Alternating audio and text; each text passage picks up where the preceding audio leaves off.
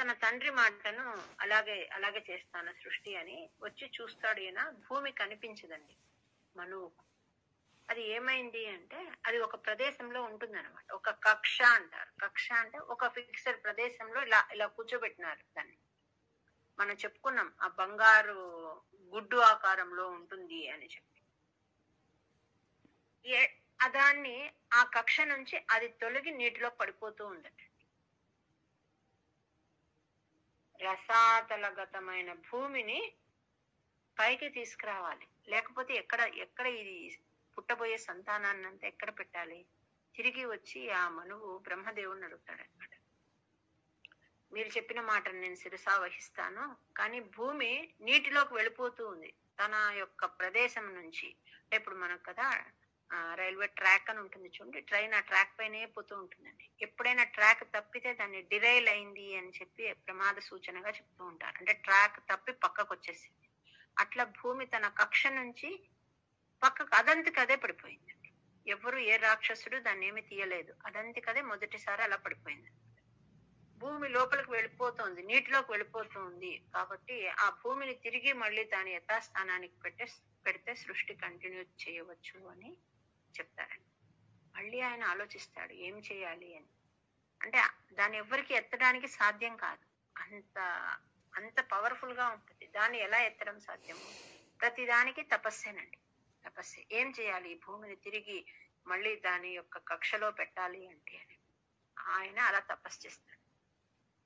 ఇక్కడ ఇట్లా సృష్టి స్టార్ట్ అయింది. ఈ బ్రహ్మమానస పుత్రులు ఎవరెవరున్నారో సనక సనంద అని చెప్పుకున్నాం చూడండి, నలుగురు. ఈ నలుగురు పరమాత్మని దర్శించుకోవాలని వైకుంఠానికి వచ్చినారు. అక్కడ ఆయన తపస్సు చేస్తున్నారు, ఇక్కడ వీళ్ళు వైకుంఠానికి వచ్చినారు. క్రమేణ సర్గే పరివర్ధమానే కదాపి దివ్యాసనకాదయస్తే. అక్కడ సౌండ్ రావాలమ్మా, దివ్యాసనకాదయస్తే. భవద్విలోకాయ వికుంఠలోకం ప్రపేదిరే మారుత మందిరేశ. పరమేశ్వరుని దర్శించుకోవాలని వైకుంఠంలోకి వచ్చినారు. అక్కడ నిశ్రేయసము అనే ఒక ఉద్యానవనం ఉందట. నిశ్రేయసము అని అదే పైన చెప్పింది. మనోజ్ఞనైశ్రేయస కాననాథ్యై అని ఉంది కదా, దాన్ని విడదీస్తే మనోజ్ఞై నైశ్రేయసం అంటారు. అది చాలా అందంగా ఉందట. అట్లాంటివి ఇంకా ఎన్నో ఉద్యానవనాలు ఉన్నాయట అక్కడ. ఇది అన్నిటికన్నా మనోహరంగా ఉందట. అక్కడ ఆ భవనాలు కానీ రత్నమయ భవనాలు ఉన్నాయంట. ఒకదానితో ఒకటి పోలిక లేదట, ఒకదాన్ని మించి ఒకటి ఉందట. ఇంకా ఎన్నో అక్కడ అద్భుతంగా, ప్రతిదీ అద్భుతంగా అనిపిస్తుంది. అన్ని లోకాల వాళ్ళు కూడా నమస్కరించే అట్లాంటి నీ నిలయంలోకి 6 పెద్ద గదులను దాటి నీ మందిరానికి వచ్చినారు వాళ్ళు అని చెప్తూ ఉన్నారు.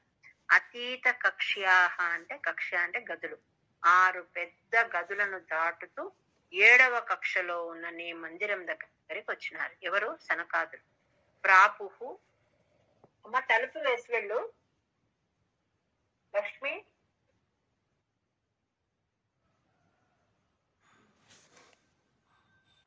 మణిరత్న ఖచ్చితమైన వైకుంఠంలోని అన్ని గదులు దాటుకుంటూ పరమాత్మ ఉన్న మందిరం దగ్గరికి చేరుకున్నారు. మనోజ్ఞనైశ్రేయస కాననాద్యై. రా అనేది రౌండ్ ఆఫ్ చేసి ఆ అనే అక్షరం పెట్టు. అనేకవాపి మణిమందిరైశ్చ అనోపమంతం భవతో నికేతం మునీశ్వరాః ప్రాపురతీత కక్ష్యాః. భూమన్ అంటే గొప్పవాడా అని. అట్లాంటి ఆ పరమాత్ముడిని చూడాలి అని ప్రయత్నంతో వీళ్ళు అక్కడికి వచ్చినారండి. వచ్చేటప్పటికి అక్కడ జయ విజయులు ఉన్నారు. వాళ్ళు వీళ్ళను లోపల మందిరంలోకి ప్రవేశింప చేయలేదు, అడ్డగించినారు. వాళ్ళు అలా అడ్డగించడం, ఈ ఋషులకు కోపం రావడము, రెండు కూడా పరమాత్మ యొక్క లీలా విశేషమే అన్నమాట. వాళ్ళకు కోపం అనేది రాదు, అలాంటి వాళ్ళకు కోపం వచ్చింది. అంటే మమ్మల్ని నువ్వు అడ్డుకుంటావా అని వాళ్ళకు కోపం వచ్చింది. వీళ్ళకు తెలుసు వాళ్ళు ఎలాంటి వాళ్ళు అని, అట్లాంటి వాళ్ళను వీళ్ళు అడ్డుకుంటారు. ఇదంతా కూడా పరమాత్మ ప్రేరణతోనే జరిగిందని. ప్రేరణయా ఏవ, నీ ప్రేరణతోనే ఇదంతా జరిగింది. ద్వాస్థౌ అంటే నీ ద్వారపాలకులు అని, ద్వాస్థౌ అంటే నీ ద్వారపాలకులు. అరుంధాం అంటే లోపలికి పోనీయకుండా అడ్డుకున్నారు. భవద్దిదృక్షున్, భవద్దిదృక్షున్ అంటే దిదృక్షున్ అంటే చూడడం అండి, కంటితో చూడడం. వివిక్షున్ అంటే ప్రవేశించడం. దిదృక్షున్ అంటే కన్నుతో చూడడము, వివిక్షున్ అంటే ఎంటర్ కావడం. భవద్దిదృక్షూన్ భవనం వివిక్షూన్ ధ్వస్థౌ జయస్తాన్ విజయోప్యరుంధాం తేషాంచ చిత్తే పదమాపకోపః సర్వం భవత్ప్రేరణయైవ భూమన్. భవద్దిదృక్షోన్ భవనం వివిక్షోన్ ధ్వస్థౌ జయస్తాన్ విజయోప్యరుంధాం తేషాంచ చిత్తే పదమాపకోపః సర్వం భవత్ప్రేరణయైవ భూమన్. భవద్దిదృక్షో, వాళ్ళు అడ్డుకున్నారు కదా, అది ఎట్లాంటిది అంటే రజో తమో వికారాలు లేని ప్రదేశం అండి వైకుంఠం. అట్లాంటి చోట ఈ అడ్డుకోవడం అనేది జరగకూడని క్రియ అన్నమాట. అలాంటిది వీళ్ళు చేసినారు. వాళ్ళకు కోపం వచ్చింది ఆ ఋషులకు, సనకాదులకు. వెంటనే మీరు రాక్షసులైపోండని, అంటే వైకుంఠంలో ప్రవర్తించకూడని రకంగా మీరు ప్రవర్తించినారు కాబట్టి మీరు రాక్షసులైపోండని శపించినారు. ఎప్పుడు పరమాత్మని ఆశ్రయించుకునే ఉంటారండి వీళ్ళు, జయ విజయ్. వాళ్లకు ఆ తర్వాత వాళ్ళకు బాధ అయిపోయింది.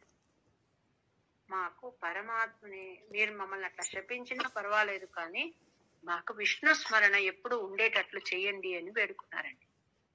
మేము ఎక్కడ జన్మించినా మాకు శాపం వచ్చినా పర్వాలేదు, రాబోయే జన్మల్లో విష్ణు స్మరణ ఉండాలి అని చెప్తున్నారు. హరిస్మృతిర్ అస్తు ఇది అంటే రాబోయే జన్మలో విష్ణు స్మరణ ఉండాలి, అలాంటి జన్మ మాకు కావాలి అని నమస్కరించినారు. వైకుంఠలోకానుచిత ప్రచేష్టౌ కష్టౌ యువాం దైత్యగతిం భజేతం ఇతి ప్రశప్తౌ భవతాశ్రయౌ తౌ హరిస్మృతిర్నో స్త్వితి నేమతుస్తాం. ఈ రకంగా చేసినారో ఇదంతా పరమాత్మకు తెలిసింది. సనకాదులు రావడము, వాళ్ళని వీళ్ళు అడ్డగించడము, వాళ్ళకు కోపం రావడము, వాళ్ళ శాపం ఇవ్వడము, ఇవన్నీ విషయాలు పరమాత్మకు తెలిసి ఆయన అక్కడ నుంచి వీళ్ళకి దర్శనం ఇవ్వడానికి వచ్చాడట. బయటకు వచ్చేసినాడు. బ్రహ్మణ్య దేవాయ అని పరమాత్మకు ఒక పేరండి. ఆయన బ్రాహ్మణులు అంటే అంత ఇష్టం అంట ఆయన.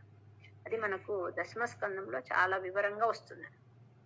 ఎంత ఇష్టపడతాడు ఆయన అంటే తన వాళ్ళందరికీ చెప్తాడనమాట, యాదవులందరికీ ఏ రకంగా మీరు గౌరవించాలి. తన పిల్లలకు చెప్తాడు, యాదవులకు చెప్తారు, బ్రాహ్మణులను గౌరవించే విధానం ఈ రకంగా అని చెప్తాడనమాట దశమ స్కందం.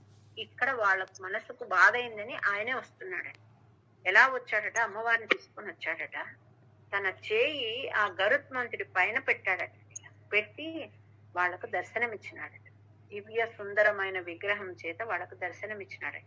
ఖగేశ్వర అంటే, ఖగ అంటే ఆకాశంలో తిరిగేది, ఏమి అంటే ఇదన్నమాట గరుడు. మూపు అంశ అంటే మూపు అన్నమాట. దాని మూపు పైన ఇలా చెయ్యి పెట్టి గరుత్మంతుడి పైన అందమైన తన చెయ్యి పెట్టి తన దివ్య సుందరమైన విగ్రహాన్ని ఆ సనకాదులకు దర్శింపజేస్తున్నాడండి. అక్కడికే వచ్చి తదే తదాజ్ఞాయ భవానవాప్తః సహైవ లక్ష్మ్యా బహిరంబుజాక్ష ఖగేశ్వరాం సార్పిత చారుబాహుః ఆనందయం స్థానభిరామమూర్త్యాం సహ సహైవ లక్ష్మ్యా బహిరంబుజాక్ష ఖగేశ్వరాం సార్పిత చారుబాహుః ఆనందయం స్థానభిరామమూర్త్యాం తదేతదాజ్ఞాయ భవానవాప్తః సహైవ లక్ష్మ్యా బహిరంబుజాక్ష ఖగేశ్వరాం సార్పిత చారుబాహుః ఆనందయం స్థానభిరామమూర్త్యాం. మిగిలింది తర్వాత కంటిన్యూ చేద్దాం. ఈసారి రేపు మన్నాడు 2 రోజులు సెలవు ఉంటుందమ్మా. నెక్స్ట్ క్లాస్ సోమవారం రోజు ఉంటుంది. మీరంతవరకు ఈ పాతది కొంచెం ప్రాక్టీస్ చేయండి, ఆడియోస్ పెట్టుకుని. ఈ 10వ దశకం ఆడియో కూడా ఇవాళ పెడతాను. జ్ఞానానందమయం దేవం నిర్మలస్ఫటికాకృతిం ఆధారం సర్వ విద్యానాం హయగ్రీవం ఉపాస్మహే ఏతత్ఫలం సర్వం శ్రీ సద్గురు చరణారవిందార్పణమస్తు. జై గురు. చెప్పుకున్నామంటే లక్ష్మీదేవితో కూడి గరుత్మంతుని పైన తన ఇలా చేతులు పెట్టి తన దివ్య సుందర విగ్రహాన్ని వాళ్ళకు దర్శింపజేశారు అని చెప్పుకున్నాం. అక్కడికి వచ్చానండి పరమాత్మ. ఎక్కడ వాళ్ళు స్వామిని స్తుతిస్తూ ఉన్నారనమాట. జయ విజయులు స్వామిని చూసి సంతోషపడ్డారు. పరమాత్మ వాళ్ళందరినీ సంతోష పెట్టాడట దర్శనం ఇచ్చి. తర్వాత వీళ్ళకి శాపం ఇచ్చాడు కదా, సనక సనందాదులు బాధపడ్డారటండి. ఏమని? మేము ఎందుకు ఇలాంటి ఒక కోపానికి కారణమయ్యాము, నీ పార్షదులకు మేము ఇలా శాపం ఇవ్వాల్సి వచ్చింది, మమ్మల్ని క్షమించమని వేడుకున్నారట. ఇప్పుడు పరమాత్మ చెప్తాడు, మిమ్మల్ని అడ్డుకోకూడదు, వీళ్ళు ఇలా అడ్డుకున్నారంటే బ్రాహ్మణులకు ఎవరు విరోధం చేస్తారో నా పార్షదుల తరపున నేనే మిమ్మల్ని క్షమాపణ అడుగుతానని చెప్తారండి పరమాత్మ. అంతటి బ్రహ్మణ్య దేవాయ నమః అంటారు. ఆయనకు ఒక పేరు అనమాట అది. అంత బ్రాహ్మణ భక్తి అనమాట ఆయనకు. నేనే మిమ్మల్ని క్షమాపణ అడుగుతాను. ఎందుకు అంటే నా వాళ్ళు వీళ్ళు అంటే నా అసిస్టెంట్స్, నా పార్షదులు, వాళ్ళు చేసిన తప్పుకు నేను మిమ్మల్ని క్షమాపణ అడుగుతాను అని తిరిగి ఈయనే ఎంతో వాళ్ళకు నమస్కారం చేస్తారనమాట. వాళ్ళకు చాలా షేమ్ అనిపిస్తుందటండి సనక సనందాదులకు. మేము ఇంత సాధన చేస్తూ కోపంతో ఇలా చేశాం కదా అని. కానీ ఇదంతా కూడా పరమాత్మని లీల అనమాట. వాళ్ళకు జయ విజయులకు తిరిగి మీరు కొన్ని జన్మలలో నన్ను కలుసుకుంటారని, రాక్షస జన్మ పొందినా కూడా మళ్ళీ నన్ను చేరుకుంటారని వాళ్ళకు వరం ఇచ్చి వాళ్ళని అనుగ్రహించినాడు అనమాట. న్యగాదీహి అంటే పలికినాడు అని, న్యగాదీహి అంటే అలా చెప్పాడు అని. ఆర్తకృపం అంటే దయతో వాళ్లకు, త్రిభిహి అంటే 3 జన్మలలో తిరిగి మీరు నాతో సంరంభ యోగేన ఆయా జన్మల్లో మళ్ళీ నిరంతరము నా సమాధి పొంది మీరు నన్ను చేరుకుంటారు. ఉపేతం అంటే చేరుకుంటారని చెప్పినాడు అంటున్నారు. న్యగాదీహి అంటే హి సెడ్ అని. ప్రసాద్య గీర్భిస్తువతో మునీంద్రాన్ అనన్యనాథావథ పార్షదౌతౌ సంరంభయోగేన భవైస్త్రిభిర్మాం ఉపేతమిత్యాత్త కృపం న్యగాదీహి. ఇంకా వీళ్ళు ఏం చేస్తున్నారు, ఈ భృత్యులు అంటే ఆయన పార్షదులు జయ విజయులు వచ్చి కశ్యపుడు అనే మహర్షికి దితికి జన్మించినారు. ఎలా జన్మించినారు అంటే, కశ్యపుడు గొప్ప తపస్వి అండి. సంధ్యా సమయంలో భార్యాభర్త సంగమం వల్ల వీళ్ళు గర్భాన పడ్డారనమాట. కశ్యపుడు చెప్పినా కూడా దితి వినదనమాట. అలా వాళ్ళ జననానికి ఒక సంధ్యా సమయం, అనువైన సమయము కాని సమయంలో వాళ్ళు తల్లి గర్భాన పడ్డారనమాట. తరువాత ఆమెకు తెలుస్తుంది, ఇలాంటి నీకు పుట్టబోయే సంతానము చాలా భయంకరంగా ఉంటుంది, లోకాన్ని వాళ్ళు పీడిస్తారు అని చెప్తాడనమాట కశ్యపుడు. చాలా పశ్చాత్తాపడుతుంది. నాకు అట్లాంటి సంతానం వద్దు, నాకు మంచి సంతానమే కావాలంటే చేసిన కర్మకు తిరిగి రిటర్న్ మళ్ళీ అనుభవించవలసిందే కదా, తప్పదు, అలానే ఉంటుందని చెప్తారనమాట కశ్యపుడు. చెప్పినప్పుడు ఆమె ఒక వరం కోరుకుంటుందండి. చాలా బాధపడుతుంది, నా తప్పుకు క్షమాపణ కావాలి, నాకు అట్లాంటి పిల్లలు వద్దు అని చెప్తుంది అనమాట. కనీసం వాళ్ళు పరమాత్మ చేతిలో చనిపోయే అంతటి అదృష్టమైనా ఉండాలని కోరుకుంటుంది. అప్పుడు దయతో కశ్యపుడు ఏం అనుగ్రహిస్తాడంటే అలాగే అని అనుగ్రహిస్తాడు. కాకపోతే నీకు నీ వంశంలో ఒక మంచి సద్భక్తుడు పుడతాడు, నీ పిల్లలైతే దుర్మార్గులు, కానీ నీకు మనుమడు వస్తాడు కదా, అతను మంచి భక్తి కలవాడు ఉంటాడని అనుగ్రహిస్తారు అన్నమాట. వాళ్ళే హిరణ్యాక్ష హిరణ్యకశిపులు అన్నమాట. త్వదీయ భృత్యా వథ కాశ్యపాత్తౌ సురారి వీరా ఉదితౌ దితౌ ద్వౌ సంధ్యా సముత్పాదన కష్ట చేష్టౌ యమౌ చ లోకస్య యమా వివాన్యౌ. రుష అంటే రోషం, న్యరుంధాహ అంటే పీడించడము అని. రుషాన్యరుంధాం నిజవాసనాంధౌ కశిపు కిలైకః పరో హిరణ్యాక్ష ఇతి ప్రతీతః ఉభౌ భవన్నాథమశేషలోకం రుషాన్యరుంధాం నిజవాసనాంధౌ. నిమిషం మ్యూట్లో పెట్టుకోండి.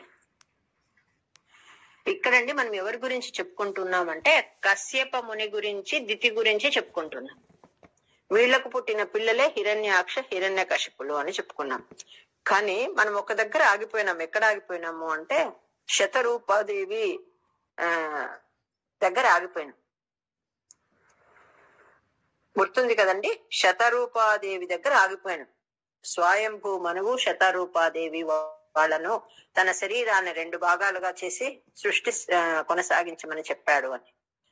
అప్పుడు వచ్చి చూసేటప్పటికి ఆ భూమి ఏమవుతోందంటే జారిపోతుంది. తన కక్ష నుంచి కిందికి నీళ్లలోకి వెళ్ళిపోతూ ఉందన్నమాట. అది చూసినాడు స్వయంభూ మనువు. వెళ్ళి బ్రహ్మ గారితో చెప్పాడనమాట, ఇలా జారిపోతోంది, తన కక్ష నుంచి నీటిలోకి వెళ్ళిపోతోంది, ఎలా ఈ విపత్తును ఎలా ఆపుతారు, భూమి ఉంటే కానీ సృష్టి చేయడం జరగదు కదా అని చెప్పేటప్పటికి బ్రహ్మ పరమాత్మని ధ్యానం చేస్తూ ఉన్నాడండి. చేసేటప్పటికి ఆయన ముక్కు నుంచి ఒక చిన్న రూపం బయటకు వచ్చింది. ముక్కు నుంచి చిన్న రూపం. ఏమది అంటే చిన్న పంది రూపం అని. అది జ్ఞానాన్మయమైన స్వరూపం అన్నమాట. పంది రూపం అది. కానీ స్వరూపం ఎట్లాంటిది అంటే ఇంత చిన్నగా పుట్టి బృహతాకారం అయిందండి. అది ఎంత పెద్దగా అయిందంటే ఒక పర్వతాకారం అంత అయిందండి. అలాంటి ఒక స్వరూపము బ్రహ్మగారి ముక్కు నుంచి బయటకు వచ్చింది. చూస్తూనే బ్రహ్మ స్తుతించినాడండి. అంటే పరమాత్మ ఈ ఆపదను తప్పించడానికి ఈ రూపాన్ని తీసుకున్నాడని అర్థమైంది ఆయన. అక్కడున్న దేవతలందరూ కూడా స్తుతించినారనమాట. ఈయన ఏం చేస్తున్నాడు, ఆ బృహతాకారంగా ఉన్న వరాహము నీటిలోకి అలా జంప్ చేసిందంట. చేసి ఆ లోపలికి జారుతూ జారుతూ జారుతూ కిందికి పడిపోబోతున్న భూమిని, ఆల్రెడీ ఇంకా కొంచెం ఉందంతే ఎడ్జికి పోవడానికి, అట్లాంటి భూమిని తన కోర పన్నుతో తీసుకొచ్చినాడండి పైకి. ఆ కోర పైన పట్టుకొని తీసుకొచ్చినాడు. మనము వరాహ బొమ్మ చూస్తాం, అలాగే ఉంటుంది ఒక గ్లోబ్. దాన్ని ఆ స్వామి యొక్క కోర పన్ను పైన కనిపిస్తుంది. అలా తీసుకొని వచ్చాడు పైకి. వచ్చేటప్పటికి ఎక్కడి నుంచి వచ్చాడో ఒక రాక్షసుడు వచ్చాడండి. వచ్చి ఎవరిది, నేను ఆడుకునే వస్తువుని తీసుకెళ్లి ఎక్కడో పెడుతున్నారు అని చెప్పి స్వామితో యుద్ధానికి దిగినాడండి. ఆయన్ని ఆ కూరతో పొడిచి చంపేశాడు పరమాత్మ. తర్వాత ఏం చేశాడు, ఆ భూమిని తన కక్షలో పెట్టినాడండి. ఒక్క పాయింట్ గమనించాలి, ఇక్కడ భూమిని ఎవరు నీటిలోకి వేయలేదు. భూమి తనంతకు తాను తన యొక్క ప్లేస్మెంట్ నుంచి జారి పడిపోయింది. కక్ష అంటారు. అంటే మనము రైలు ఎగ్జాంపుల్ చెప్పుకున్నాం. ఆ ట్రాక్ పైనే రైలు వెళ్తుంది. ఆ ట్రాక్ నుంచి తప్పించుకుంటే అది డిరైల్ అయినట్టు, యాక్సిడెంట్ కి గురి అవుతుంది. అట్లా భూమి తన ఉన్న కక్ష నుంచి అదంతకదే జారి పడిపోయింది. దాన్ని తీసి పరమాత్మ కక్షలో పెట్టాడన్నమాట. అది ఎట్లా ఉంది అంటే ఆయన అలా పెట్టినప్పుడు తన శరీరాన్ని అలా దులిపాడటండి పరమాత్మ. ఆ నీటి చుక్కలు ఉంటాయి కదా, అవన్నీ బ్రహ్మాండం పైన అంతా పడ్డాయట. అంత బృహత్ ఆకారం అంట. ఊహించుకోండి ఎలా ఉంటుంది అని. అప్పుడు అందరూ అక్కడ ఉన్న దేవతలు, అప్పటి వరకు ఏమేమి సృష్టి జరిగిందో వాళ్ళంతా కూడా తలలు వంచి ఆ నీళ్లు తమ పైన పడాలని వెయిట్ చేస్తున్నారట. అంటే స్వామి ఇలా ఒళ్ళు విదిలించుకుంటే ఆయన రోమాల నుంచి పడ్డ ఆ నీటి తుంపర వాళ్ళ మీద పడాలని అందరూ తలలు వంచి రెడీగా ఉన్నారటండి. ఎట్లా ఉంది ఇది అంటే, యజ్ఞయాగాది క్రతువులు చేసిన తర్వాత అపభృత స్నానం సమయంలో నీళ్లు పడ్డం కోసం ఎలా అయితే అందరూ ఆతృతగా ఉంటారో అలా ఉన్నారట. ఆ యజ్ఞ ఫలాన్ని పొందిన అనుభూతి పొందుతారనమాట. ఒక సప్తాహ యజ్ఞము లేక ఒక యాగము అలా చేసినప్పుడు దానికి సమాప్తి ఎలా ఉంటుంది అంటే నదీ తీరమో సముద్ర తీరానికి వెళ్లి అపభృత స్నానం చేస్తారండి. అది చాలా విశేషమైంది అనమాట. అట్లా అపభృత స్నానం చేస్తే అక్కడికి సంపూర్తి మంచిగా జరిగినట్టు ఫీల్ అవుతారనమాట. అట్లా యజ్ఞ ఫలాన్ని పొందిన అనుభూతిని ఎట్లా పొందుతారో ఆ రకంగా ఆయా లోకాల్లో ఎవరెవరైతే ఉన్నారో వాళ్ళంతా కూడా ఆ జల్లు పడి అంత అనుభూతిని పొందినారట. వాళ్ళందరికీ స్వామి శరీరంలో ఏ అవయవము కనపడడం లేదటండి. మరి ఏం కనిపిస్తోంది అంటే అన్ని యజ్ఞానికి సంబంధించిన ఆయుధాలు కనిపిస్తున్నాయి. అందుకే ఈ స్వరూపాన్ని యజ్ఞ వరాహమూర్తి అంటారు. దానికోసమే ఆవిర్భవించిన స్వరూపం అండి ఇది, యజ్ఞ వరాహమూర్తి అంటారు. వేదంలో ఏమేమైతే ప్రతిపాదించబడిందో ఆ యజ్ఞ ఆయుధాలన్నీ ఆయన శరీరంలో కనిపిస్తున్నాయి. అన్ని లోకాలలో తలలు వంచి ఇలా సిద్ధంగా ఉన్నారు కదా, వాళ్ళందరికీ అలాంటి స్వరూపం కనిపిస్తుంది అనమాట. ఆయన వెంట్రుకలు ఎట్లా కనిపిస్తున్నాయి అంటే ఇట్లా నీళ్ళన్నీ పడ్డాయి అందరి పైన, అవన్నీ దర్భల్లాగా కనిపిస్తూ ఉన్నాయండి. మనము చాలా పవిత్రంగా వాడే దర్భ. తర్వాత ఆ వెంట్రుక రంధ్రాలు ఉంటాయి కదా, అక్కడ అగ్నిహోత్రం కనిపిస్తోందట. ఆయన రోమకూపాలలో అంతా ఈ అశ్వమేధ వాజపేయ పౌండరీక యజ్ఞక్రతువులు కనిపిస్తూ ఉన్నాయట అందరికి. ఏమేమి కనిపిస్తున్నాయి? వాజపేయ యాగము అంటారు, అశ్వమేధ యాగం అంటారు, పౌండరీక యాగం అంటారు. అట్లాంటివన్నీ ఆ యజ్ఞం చేస్తున్నవన్నీ కనిపిస్తూ ఉన్నాయట. అందరు దేవతలంతా తలలు వంచి ఆ యజ్ఞ ఫలం యొక్క నీటి చుక్కలను తమ పైన పడాలని కోరుకున్నారట. అంటే అపభృత స్నానం అట్లా ఉందట. అన్ని యజ్ఞానికి ఏమేమి కావాలో దర్భలు కావాలి, తర్వాత ఈ 2 నెయ్యి వేస్తారు చూడండి, శృక్కు స్రవం అంటారు, అవి కూడా ఆయన నుంచి ఆవిర్భవించినాయి. ఏమేమైతే యజ్ఞానికి కావాలో అవన్నీ కూడా ఈ యజ్ఞ వరాహమూర్తి నుంచి ఆవిర్భవించాయి. ఇది ఎప్పుడు జరిగింది? మొదటి మన్వంతరంలో జరిగిందటండి. ఇంకా ఈ హిరణ్యాక్ష హిరణ్య కశిపులు పుట్టలేదు. సృష్టి స్టార్ట్ చేయమని శతరూప స్వయంభూ మనులకు బ్రహ్మదేవుడు ఆజ్ఞ ఇచ్చిన తరువాత జరిగిన అవతారము 2 సార్లు వరాహ అవతారం జరిగింది. మొదటిసారి జరిగిన అవతారమే యజ్ఞ వరాహ అవతారం. ఎందుకు ఇది మొదట పెట్టారు వ్యాసుల వారు అంటే, భాగవతం ఎంత గొప్ప పవిత్రమైన గ్రంథము. దేనికైనా మనం ఒక బృహత్ కార్యం ఏదైనా చెయ్యాలి అంటే పంచద్రవ్య ప్రాశన అంటారండి. అంటే ఆవుతో సంబంధించిన 5 రకాల వాటితో ఇస్తారు. మనం అది తీసుకోవాలంటే కొంచెం ఇబ్బంది పడుతూ ఉంటాం చిన్నప్పుడు. అంటే పేడ, పాలు, ఆవు యొక్క ఇది గోవర్క్ అవన్నీ కలుపుతారండి, కలిపి ఇస్తారనమాట. అది తీసుకోం మనం, కానీ అది తీసుకుంటే లోపల మనకు శుభ్రత కలుగుతుంది అనమాట. అంటే మనం చేసిన పాపం వీటితో వెళ్ళిపోతుంది అనమాట. అట్లా పంచగవ్య ప్రాశన అంటారు. అంటే ఒక యోగ్యత, మనకు కెపాసిటీ వస్తుంది అనమాట. అంతవరకు మనము అశుచి అయినది తినకూడదు ఏదన్నా తిన అన్ని రకాలుగా శుద్ధి జరుగుతుందని అది ఇస్తారనమాట.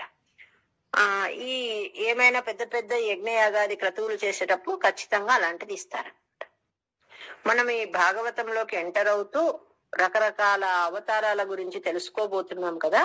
ఆ తెలుసుకోబోయే ముందు పంచగవ్య ప్రాశన లాగా ఈ యజ్ఞ వరాహమూర్తి గురించే మొదట రాసినారట భాగవతం. ఆ రకంగా ఇది ఇచ్చినారనమాట. అంటే అనేక యజ్ఞాల నుంచి ఆవిర్భవించిన నీటితో అపభృత స్నానమైన భావనతో మనం ముందుకు వెళ్ళాలని చెప్పి వ్యాసుల వారు మొదట ఈ వరాహమూర్తి గురించి ఇచ్చినారు. కానీ ఇక్కడ మనకు ఓన్లీ 2వసారి జరిగిన వరాహ అవతారం గురించి మాత్రమే వచ్చింది.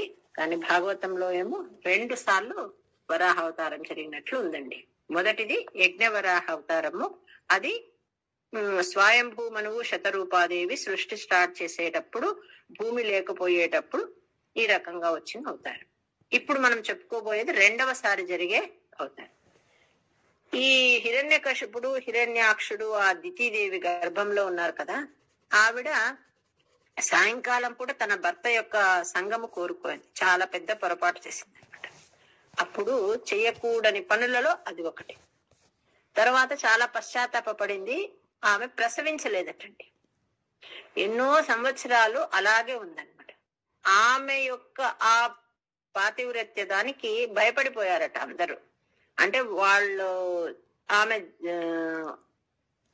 ప్రసవిస్తే తప్ప కొన్ని విపత్తులు తగ్గవు అని అందరూ వెళ్ళి మళ్ళీ పరమాత్మకు మొరపెట్టుకున్నారనమాట. సమయం కోసం వేచి చూడమని పరమాత్మ పంపించాడు. ఆఖరణ ఈమె ప్రసవించింది. హిరణ్యాక్ష హిరణ్యకశిపులు పుట్టారండి వాళ్ళిద్దరు. ఆ కవలలు వాళ్ళు పుడుతూనే ఎన్నో దుశ్శకునాలు కనపడ్డాయట బయట. అలాంటి వాళ్ళు అందరినీ పుడుతూనే భయపెట్టారన్నమాట. హిరణ్యపూర్వ కశిపు కిలైకః పరో హిరణ్యాక్ష ఇతి ప్రతీతః ఉభౌ భవన్నాథమశేషలోకం వృషాన్యరుంధాం నిజవాసనాంధౌ. హిరణ్య కశిపులలో హిరణ్యాక్షుడు చిన్నవాడండి, హిరణ్య కశిపుడు పెద్దవాడు. ఈ హిరణ్యాక్షుడు ఎట్లా అంటే గత జన్మ స్పృహ లేదండి వాళ్ళకు. వాళ్ళు పరమాత్ముని పార్షదులు, ఇంకా వాళ్ళలో ఆ స్పృహ లేదనమాట. వాళ్ళేం చేస్తున్నారు, ఎవరిని చూసినా హింసించడం అనమాట, అందరిని హింసించడము అలా చేసేవారు అనమాట. వాడి యొక్క ఆయుధం ఏమి అంటే గద. అది తీసుకోవడము, కనిపించిన వాడిని కొట్టడము, అందరినీ యుద్ధానికి రమ్మని పిలవడము అలా చేసేవారు. సముద్రం దగ్గరికి వెళ్ళి అడిగారట. ఎందుకు అడిగాడు అంటే, అన్నిటికన్నా పెద్దగా కనిపిస్తుంది సముద్రం, నువ్వు వస్తావా నాతో యుద్ధానికి అంటే, నేను నీకు సమఉజ్జీని కాను, నేను రాలేనని సముద్రుడు చెప్పాడట. పర్వతాల దగ్గరికి వెళ్ళాడట, ఆ హిమవత్ పర్వతాన్ని అడుగుతున్నాడట, వస్తావా నాతో పాటు యుద్ధానికి అని. అంటే వాడి యొక్క స్వభావం అన్నమాట, కొట్లాడడం, గొడవ పడడం, ఇబ్బంది పెట్టడము, హింసించడము ఇవి. పర్వతం కూడా నేను రానండి హిమాలయం, నేను నీకు సమఉజ్జీని కాను అని. ఇలా అందరినీ అడుగుతాడు. ఎవరైనా ముందుకు వస్తే వాడిని కొట్టి హింసిస్తాడనమాట, లేక చంపేస్తాడు. ఇలా చేస్తూ ఉన్నాడు ఎవరు, హిరణ్యాక్షుడు. అలాంటి సమయంలో నారదుడు కనిపించినాడండి. నారదుడిని అడిగాడు, ఎవరు నీవు నా దగ్గరకు వస్తావా నాతో యుద్ధానికి అంటే, నేను పరమాత్మని నామస్మరణ చేసుకునే వాడిని, నేను నీతో యుద్ధం చేయలేను అని చెప్పాడు అనమాట. ఎవరు చూసినా నా దగ్గరికి రానంటున్నారు యుద్ధం చేయడానికి, నాకు సమఉజ్జి ఎవరో చెప్పు అని చెప్పాడండి. అడిగితే నారదుడు చెప్పినాడు, నారాయణుడు నీకు సమఉజ్జి, అతనితో నువ్వు యుద్ధం చెయ్యి అని చెప్పినాడు అనమాట. వీడికి గర్వము, నన్ను మించిన వాళ్ళు ఎవ్వరు లేరని, నాతో ఎవరు యుద్ధము చేయలేరని. ఎప్పుడు ఎలా వస్తాడు అంటే, పరమాత్మ తన భక్తులకు కష్టం కలిగితే వస్తాడు, నువ్వు అలాంటి పని చెయ్యి, ఆయన వచ్చేస్తాడు అని చెప్తాడనమాట. వీడు ఏం చేస్తాడంటే, ఆ భూమిని, అంత పెద్ద బ్రహ్మాండాన్ని, ఆ భూమిని తీసుకుని సముద్రంలో లోపల పడేస్తున్నాడు. ఇంతకు మునుపు తన కక్ష నుంచి అదంతకదే పడిపోయింది. వీడేం చేస్తున్నాడు, ఆ భూమిని తీసుకెళ్లి నీటిలో పడేస్తున్నాడు. పడేసి అంత చుట్టూ తిరుగుతూ ఉన్నాడు. అంటే ఇబ్బంది కలిగిస్తే వస్తానన్నాడు కదా, వస్తాడేమో చూద్దాం ముందు అని చూస్తున్నాడు. ధావన్ అనవాప్త వైరి. ధావన్ అంటే 3 లోకాలలో కూడా యుద్ధము కోసము, అనవాప్త వైరి అంటే తనకు సరిపోయే శత్రువు కనిపించకుండా ఉన్నందుకు భూమిని తీసుకొని దానిలో వేశారు. ఈ మధ్యలో ఈ నారదుడు కనిపించడము అవన్నీ జరిగినాయి. క్ష్మాం అంటే భూమి, సలిలే అంటే ప్రళయ జలాలలో, నిమజ్య అంటే ముంచేస్తున్నాడు. మనం కదా ఏదైనా చెంబు గిన్నె ముంచినట్టుగా ముంచేస్తున్నాడు. అంటే వాడి బలం ఎంతుందో ఊహించండి.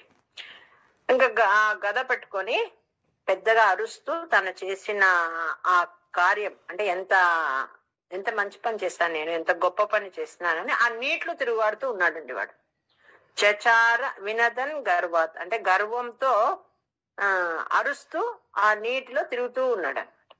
తయోర్ హిరణ్యాక్ష మహాసురేంద్రో రణాయ ధావన్ననవాప్త వైరీ భవత్ ప్రియాం క్ష్మాం సలిలే నిమజ్యాం చచార గర్వాత్ వినదన్ గదావాన్. ఓకే, ఎప్పుడైతే నీటిలోనే తిరుగుతూ ఉన్నాడో మ్యూట్ లో పెట్టుకో. భూమిని నీటిలో ముంచేసినాడు. సంతోషంతో గర్వంగా తను చేసిన పనిని తలుచుకుంటూ గదని పెట్టుకొని తిరుగుతూ ఉన్నాడండి అరుస్తూ. ఇంకా రాలేదే నారాయణుడని వెతుకుతూ ఉన్నాడండి. నారదుడు చెప్పాడు కదా నీకు సమఉజ్జి నారాయణుడే అని, ఇంకా రాలేదని వెతుకుతూ ఉన్నాడు. ఆ నీటిని కూడా డిస్టర్బ్ చేస్తూ ఉన్నాడండి. ఆ జలాధిపతి వరుణుడు చెప్పినాడట, నీతో యుద్ధం చేయగలిగిన వాడు నారాయణుడు ఒక్కడే, అతని కోసమే వెయిట్ చెయ్యి. అందరినీ పిలుస్తాడండి, వరుణ్ణి పిలుస్తాడు, సముద్రుణ్ణి పిలుస్తాడు, ఇంకొకరిని పిలుస్తాడు. ఎవరు? జలేషాత్ అంటే జలాలకు అధిపతి వరుణుడు. నీకు సదృశమైన వాడు నారాయణుడు అని ఆ జలాభిమాని అయిన వరుణుడు కూడా చెప్పాడు. తన కోసం గవేషయన్ అంటే మార్గాన్ని వెతుకుతూ ఉన్నాడు. ఎక్కడి నుంచి వస్తాడు? మామూలుగా పరమాత్మ భక్తులకు మాత్రమే కనిపిస్తాడు కదండి, అది మనందరికీ తెలిసిన విషయం. మనం ఇన్ని పురాణ కథలు విన్నాం కదా. కానీ భాగవతం ఏం చెప్తుందంటే, ఏ రకంగా నువ్వు ఆయన గురించే నువ్వు పరమాత్మ గురించి వైరభక్తితో కానీ, ప్రేమతో కానీ, సఖ్యభక్తితో కానీ, ఏ రకంగా నువ్వు ఆయన్ని నిరంతరం ధ్యానిస్తూ ఉంటే అలాంటి వాళ్ళకు కూడా దర్శనం లభిస్తుంది అని చెప్తారు. దానికి అన్ని బోలెడు ఉదాహరణలు మనకు రాబోయే దశకాలలో కనిపిస్తుంది అనమాట. ఇతను ఇంకేం పని చేయలేదండి. నాకు సమవుజ్జి నారాయణ అన్నాడు కదా, ఆయన గురించే వెతుకుతూ ఉన్నాడు. అట్లా బభ్రామ తిరుగాడినాడు. ఆ పరమాత్మని తలుచుకొని వెతుకుతూ ఉన్నాడు అనమాట. ఎప్పుడు వస్తాడు నేను యుద్ధం చెయ్యాలి. అలాంటి ఓ శ్రీమన్నారాయణ, నా యొక్క రోగ బాధలన్నీ నిరుంధి అంటే పోగొట్టు, నా రోగాలన్నీ పోగొట్టు అని వేడుకుంటున్నాడు. తతో జలేషాత్ సదృశం భవంతం నిశమ్య బభ్రామ గవేషయం స్వాం భక్తైక దృష్ట కృపానిధే త్వం నిరుంధి రోగాన్ మరుదాలయేష.